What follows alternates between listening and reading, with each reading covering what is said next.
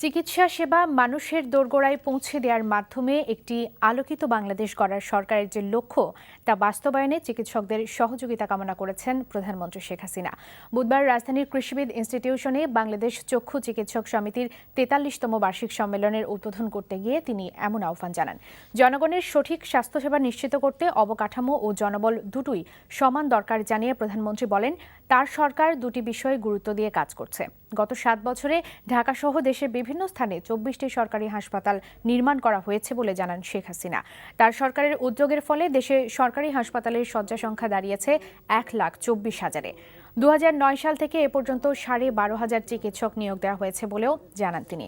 প্রধানমন্ত্রী বলেন, জনসংখ্যার ভিত্তিতে প্রতিটি জেলায় একটি করে মেডিকেল কলেজ স্থাপনের চিন্তাভাবনা সরকারের রয়েছে। চলতে চাই, উন্নত দেশ হিসেবে বাংলাদেশ যেন গড়ে উঠতে পারে, জাতির পিতার স্বপ্নের সোনার বাংলা যেন আমরা গড়তে পারি, সেই লক্ষ্য নিয়েই আমরা কাজ করে যাচ্ছি। কাজে আপনারাও সব এখানে চক্ষু বিশেষজ্ঞরা আছেন, আশা করি আমাদের বাংলাদেশের মানুষ সবসময় যেন একটা আলোকিত ভবিষ্যৎ দেখতে পারে, সেইভাবেই আপনারা কাজ করবেন।